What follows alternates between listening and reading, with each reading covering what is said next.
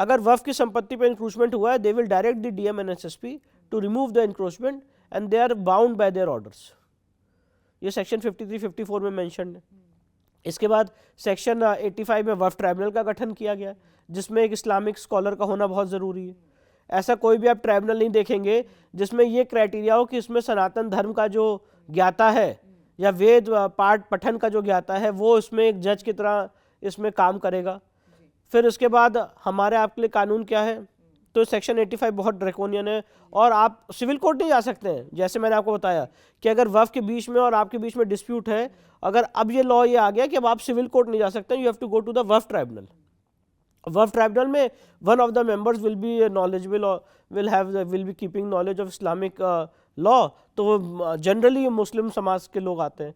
तो आपने एक वर्चुअली शरिया कोर्ट इस देश में बना दिया है। और एक बात और कहना चाहता हूँ, आर्टिकल 323A और आर्टिकल 323B में ये प्रावधान है कि अगर आपको, देखिए हम सब जानते हैं कि इस देश में 3 तरह की कोर्ट है, सुप्रीम कोर्ट, हाई कोर्ट और लोअर जुडिशरी, ये रिकग्नाइज कोर्टें हैं।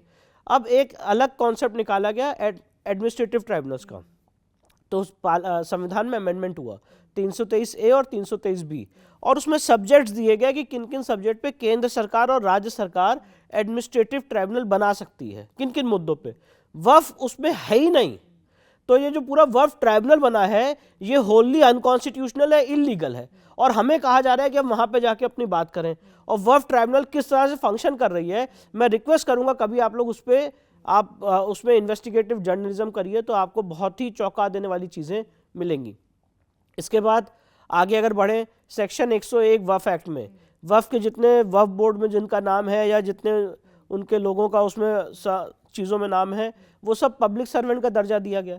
किसी शंकराचार्य पुरोहित महंत को आज तक इस देश में किसी नोटिफिकेशन में कोई भी मुझे दिखा दे कहे विष्णु शंकर जैन जी आप गलत कह रहे हैं, ये देखिए शंकराचार्य जी को पब्लिक सर्वेंट घोषित किया गया। किसी भी हमारे पुजारी पुरोहित महंत को आज तक पब्लिक सर्वेंट नहीं घोषित किया गया है। वक्फ के जितने लोग हैं उनको पब्लिक सर्वेंट का दर्जा दिया गया, मतलब आप अगर उनको छू भी लें तो वो आईपीसी के तहत ऑफेंस है। इसके बाद सेक्शन 107 में वक्फ की संपत्ति के लिए आपको कोई, अगर आपको कभी याद आ जाए 200 साल बाद भी कि ये संपत्ति वक्फ की संपत्ति है 107 में, तो आप कभी भी कोर्ट आ सकते हैं। कोई आपके लिए लिमिटेशन नहीं है, कोई समय सीमा नहीं है, कोई मियाद नहीं है। हमारे लिए क्या है, हिंदू लॉ में हमारे लिए भी यही कॉन्सेप्ट था, पर सुप्रीम कोर्ट ने राम मंदिर के केस में उस कॉन्सेप्ट को डाइल्यूट कर दिया और कहा कि अगर शिकायत है और शिकायत नेग्लिजेंट है तो एक समय सीमा के अंदर आपको कोर्ट आना पड़ेगा। तो हमारे लिए लिमिटेशन है, हिंदू समाज के लोगों के लिए कोर्ट आना है। अगर कहीं मंदिर की संपत्ति जबरन कब्जा हो गई है, कोर्ट आना है, 12 साल तक चुप बैठे रह गए तो गए आप फिर उसके बाद कोर्ट नहीं जा सकते, लीगल हक के लिए लड़ाई नहीं लड़ सकते। पर वक्फ के लिए क्या है, 200 साल बाद भी, 20 साल बाद भी, 30 साल बाद भी आपको याद आ गया कि ये संपत्ति वक्फ की संपत्ति, तो आप कोर्ट जाइए और अपने लीगल हक के लिए लड़ाई लड़िए। इसके बाद एक सबसे जो ड्रैकोनियन बात है वक्फ एक्ट में, वो है सेक्शन 108। और ये सारी चीज़ें जो मैंने बता रहा हूँ आपको, उसको मैंने चुनौती दे रखी है अलग अलग हाई कोर्ट्स में। और 108 में ये सिस्टम था कि जब पाकिस्तान और देश का जब बंटवारा हुआ था, तो जो लोग हमारे हिंदू भाई पाकिस्तान से भारत आए थे और जो यहाँ से मुस्लिम समाज के लोग यहाँ से पाकिस्तान गए थे, तो ये एक अंडरस्टैंडिंग थी, ये एक कंसेप्ट था कि जो हिंदू भाई वहाँ से विस्थापित होकर आए हैं उनको यहाँ पे वो संपत्ति दी जाएगी और अल्टीमेटली उनको उसकी ओनरशिप दी जाएगी। पर उस समय इमीडिएटली ओनरशिप नहीं दी जा सकती थी, इसलिए एक एक्ट लाया गया था जिसे कहते हैं administration of evacuee property act. Administration of evacuee property act के तहत वो सारी संपत्ति जो यहाँ से मुस्लिम समाज के लोग छोड़ के गए थे पाकिस्तान, जो यहाँ रह रहे थे चले गए थे पाकिस्तान, वो सारी संपत्ति केंद्र सरकार ने अपने अधीन ले ली थी। और ये था कि आगे जो लोग वहाँ पे एस्टेब्लिश हुए हैं उनको हम ओनरशिप राइट्स ट्रांसफ़र कर देंगे।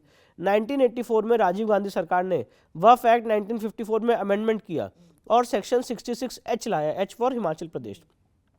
और ये सारी संपत्ति जिसमें आज हिंदू भाई रह रहे हैं और किराए दे रहे हैं, पहले किराया 200 रुपये 500 रुपये था तो किसी को फर्क नहीं पड़ता था, आज किराया 30,000 रुपये, 1 लाख रुपये, 1.5 लाख रुपये, 2 लाख रुपये हो चुका है। जो लोग वहाँ पे रह रहे थे, जो ये उम्मीद कर रहे थे कि इस संपत्ति के हम मालिक बनेंगे क्योंकि हम वहाँ से विस्थापित होकर आए हैं, वो सारी संपत्ति administration of evacuee property act को ताक पे रखते हुए राजीव गांधी सरकार ने 1984 में वक्फ बोर्ड को दे दी।